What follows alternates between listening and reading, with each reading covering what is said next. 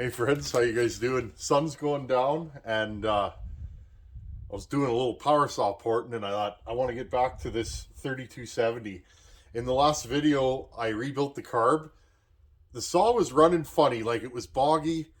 I didn't realize, friends, this saw has points. I thought the newest version of these didn't have points. So what I'm going to do is I'm going to do another one of those ignition modules. I ordered a couple more. They just came in. So let's try and bypass the points on this and put one of those ignition modules in it and see if that gives us spark or not.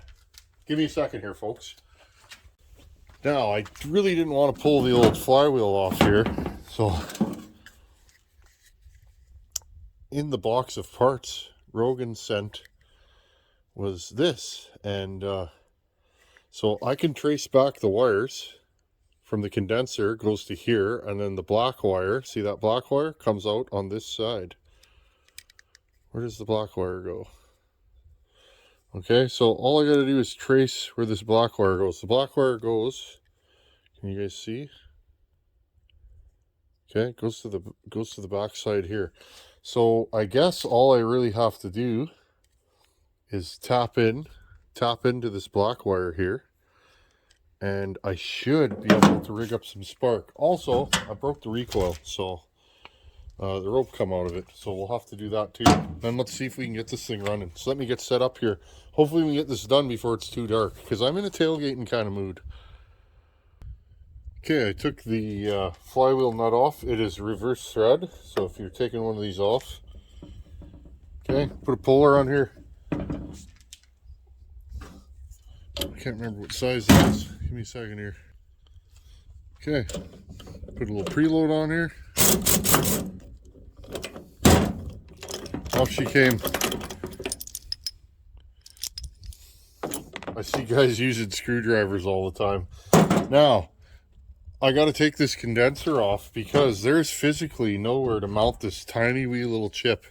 I'm going to try and mount it underneath here. You guys see that? Okay. There's just nowhere to put it. I could put it here. Okay.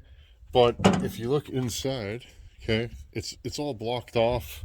I mean, you could, I don't know, you could do something, but I'm going to try and mount it under here. I'm not sure if the flywheel is going to hit that or not. Again, this is all trial and error. Never touched one of these till the other day. Again, Rogan buddy, thank you. You made this fella's day, that's for sure. I really want to give the pioneers some love. We'll start with old ones like this. Just trying to get this flywheel back on. Where's the timing key? This is tricky. It's got the mesh here, but these oh, I lost the timing key somehow, friends. Give me a second here. I found it. Okay. Put the timing key, Woodruff key, whatever you want to call it, back in place. It's funny how it fell out, but yet I can't get it back in with my fingers, with the sausage fingers. There we go. Tap it back into place. Okay, let's see if we can get this flywheel back on. Just curious. I guess that. Okay. There we go. I think it'll fit. Again, I don't know. Just figured I'd share this with you guys. Okay. Undo this condenser. Let's see what's underneath here. Why not? Gasket. There's our points. Okay, we're going to leave that for now because I want to see if I can get this thing running. Because I'm curious. It sounded like, first it wasn't getting any fuel, and then as we kept going, it just, I don't know, it didn't sound right. And I reckon it's a points issue. Might not be, but we'll find out. Just give me a second.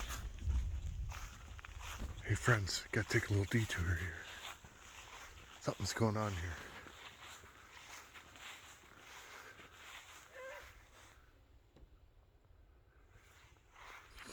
I love living in the country.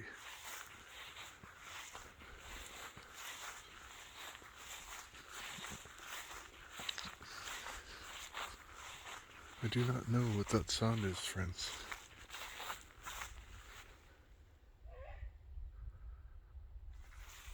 Interesting. Hope it's nothing injured. Sounds like a baby deer or something. We'll check, friends. We'll check.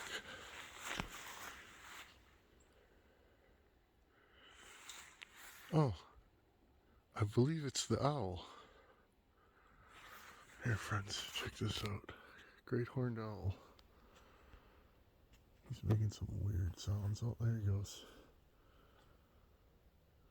Where'd you go, buddy? There you are. Check this guy. Yeah, that's exactly what it is. I heard hooting and squawking. Interesting. Okay, let's get back to the program. You never know what's going to run into the yard here at this time of the day.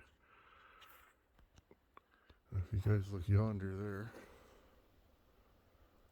we have twins, and this doe always has twins. And she's had 2 sets. The other 2 were boys, and these 2 are boys. But there's a third one. I guess the mother didn't make it, so she raised 3 babies this year, the poor thing. Pretty neat. Okay, let's get back to chainsawing. Okay, back to our regular scheduled program. I heard something, and I don't know. You hear weird screeches and stuff at night, but that's a sound. We've had owls living here forever. Yeah, I'm just gonna make a custom little wire here. Here, grab this. Okay, I just want to see if I can get this thing running. Basically what I'm going to do, here's where the points hook up. I'm just going to make a new wire and go from here to here, and then I'm going to mount this here. Okay, this thing, I'm going to try and sandwich it underneath the factory clamp. It's kind of the idea. Whether it's going to work or not, I don't know. That's the fun. I just like tinkering, you guys know that. I've been tinkering my whole life, and turning the camera on it for YouTube has been a lot of fun, but I'm just going to keep on tinkering. I just show you guys what I'm doing. Okay, I'm going to make this happen. Okay, let's undo this. It's getting cold out at night. Like, very cold, very quickly. It's definitely fall. Getting a lot of stuff done around here, which is good. Okay, we got that little nut, which I'm probably gonna have a fun time getting back on. Okay. Interesting. Where does that black wire go? I'm not exactly sure now, friends. This wire, where does it go? Okay, my whole plan may have gone awry. Where does that black wire go? Interesting. Well, it doesn't seem to go there. Unless it hooks up in a spot that I just can't see. Okay, I hooked up the wire here. This is a very, very interesting setup, the way they did this. That coil is not going anywhere. In fact, from what I'm seeing, the only way to adjust the coil is to loosen these 2 mounting bolts, and slide it one way or the other. But the problem with that is you can't do that with the coil on. I find this kind of an interesting yet very strange system. I've never seen anything like it. It's neat. It's always neat to see how different eras of saw worked. Okay, I took these double brackets off here. Okay, and put this back on. I wonder, can I mount that there? I don't know. I don't think so. See, I'm trying to fit everything, Yeah, that's probably not gonna work. Although, maybe. What if I mounted that right there? Oh, that would be sneaky. I don't want it to rub though, that's the problem. Okay, hold on here. Well, that mount there. I'm having a hard time finding somewhere to mount this on this saw. This is the first saw I've ever had to think about. I usually just go shunk shunk and it's done. This one is particularly tight under the hood here. Yeah, that bolt's gonna be way too short. Okay, well, let's go back to plan A. Plan A was we will take this. This is fun. It's just puttering on the tailgate. It's all Buchan's fault. Tailgate's just the right height. Again, I'm trying to enjoy what little bit of weather we have, and you know, just trying to enjoy being outside. And again, you get to see owls and deer and all kinds of good stuff here, so it's just nice to be outside. Okay, let's tighten this back down. We don't want that to get loose. There you go. Okay. Now, if I put this here, my thought pattern is if I put it here and clamp it down with this doohickey here, I'm going to find out right now. Okay, this is my plan. And it might not work and it might work. Okay, the factory clamp that clamps down, okay, is right there. So what I'm going to do is clamp it down. Okay, I have a feeling this isn't going to fit. Now, we get this wire out of the way. We take the flywheel and we put it back on. Let's put this cover back on here. Okay, right like so. Just want to get this thing going so that we can cut with her. Interesting. I don't think it's hitting, friends. Well, there you go.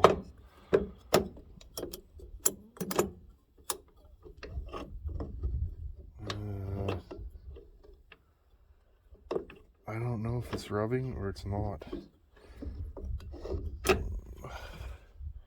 It really is hard to say at this point if it's rubbing or it's not rubbing.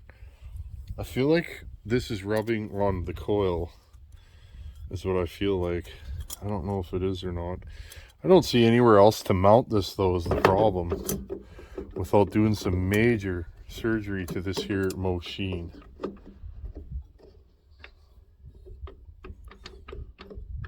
I feel like now that we undid that one screw there,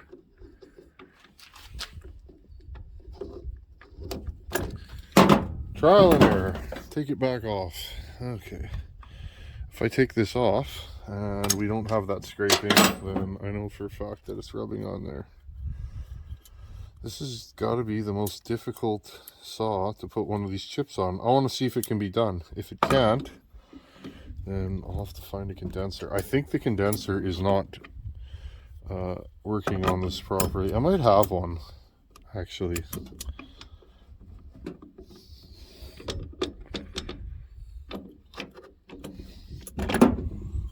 Interesting. This is quite difficult to get back on here. Okay, put this back on here.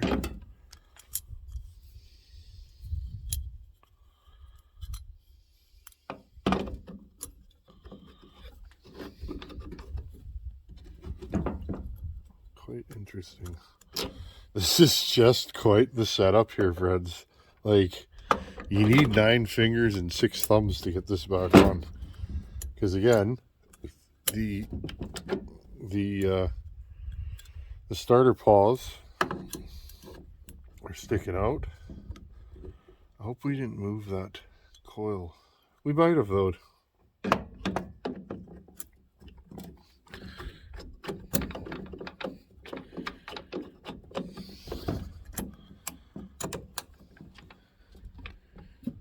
No. Okay, so it is no longer rubbing. Now the question is, was it rubbing on this unit? Because I could cut the back of this off. I don't really want to, but you might have to get biblical on this one, because I honestly don't see anywhere else to mount this chip, because there's just no room, right? So it's very possible that the only place to mount this is here. I'll probably have to get it just right. It'll have to be in the exact spot. But again, I feel like, and then that's going to touch there, so that's not going to be any good. If we put it down, we'll need longer wires. Yes. Okay. Oh, we need to go to like plan D then. Interesting. So we need this black wire, okay? We need this black wire here to hook up to this somewhere. So yeah, I'm probably just gonna have to pull this black wire back around and mount that thing somewhere here, just loose for now. And yeah, see, we dinged the connectors on this already. They're a little bent, so obviously the flywheel was hitting. Okay, give me a few minutes here, folks. Okay, friends, well, I am just gonna jerry-rig this thing. Like, I want to say that might fit under there, but it's not going to. So what am I going to do? I'm going to take this wire and hook it to here. We're going to have no kill switch, okay? Take this wire and hook it to here. This is going to take some involved wiring and disassembly. I just want to see if this is our problem more than anything right now. Okay, put this on here. There we go. Put that on there. What else do I need?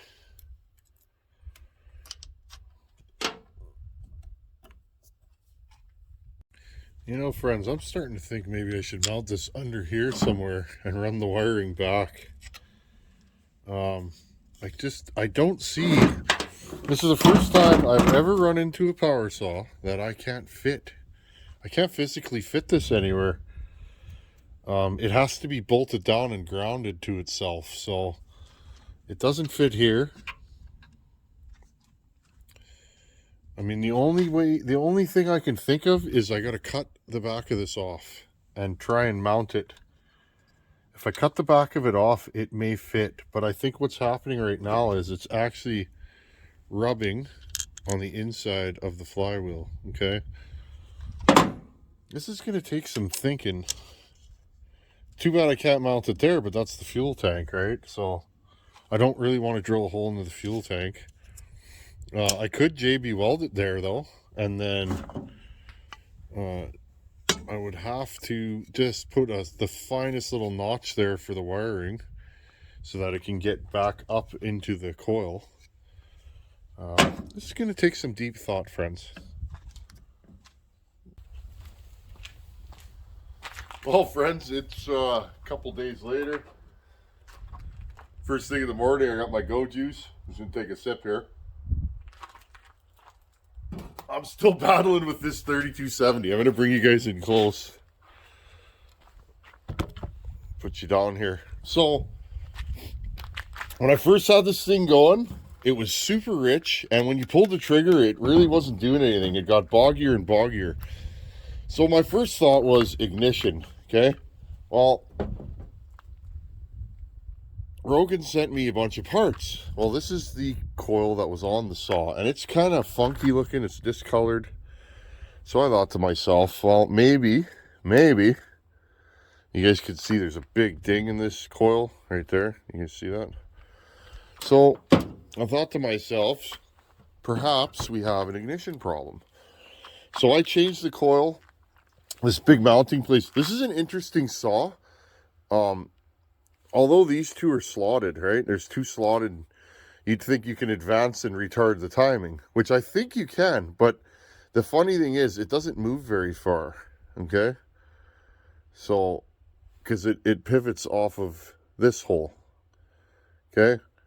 So, it looks like you can advance and retard the timing, but you really can't. So, And the coil gap, when you mount this thing down, there's really no movement for the coil. Like, even though these are slotted and it should go forwards and backwards, it really doesn't. It's a very interesting system, but with it set up the way it is, this thing's gapped pretty tight. Like, there's, you guys can see, there's like no, it's gapped properly. So that's kind of neat. I've never, I mean, some of you may have worked on these or seen that. I've never seen that before in a saw. So I mounted a new coil and tried it like that. Well, it really didn't do much of anything. So I'm gonna get you guys in close here. I'm still battling with this thing, friends. I don't know. So underneath here, I managed to fit that chip. Now there's nowhere to screw it down. So what I actually did was, I'm just gonna move you guys back here a little bit. I actually ran a bolt through the chip and ran a separate ground wire, grounded it, and then ran the other ground wire back to the chip. Instead of normally you would, where you bolt it down to the body of the saw, you'd run a wire from there back to the chip to ground it. Well, that didn't work out in this case. It seems to be working fine, and then the other one goes to the shutoff. Okay? So this switch does not work on this saw. We'll have to dig into that later. It's probably a dirty contact. So that's kind of where I left off. I actually got the saw running, idling. It sat there and idled. But again, when you pull the trigger, it doesn't throttle up. It doesn't really do anything. And then the minute you pull the trigger, it gets super rich and it dies. And in fact, you guys can see, there's fuel. See, there's fuel dripping out of this saw from the muffler. And I noticed that before. The muffler was very wet, very full of fuel.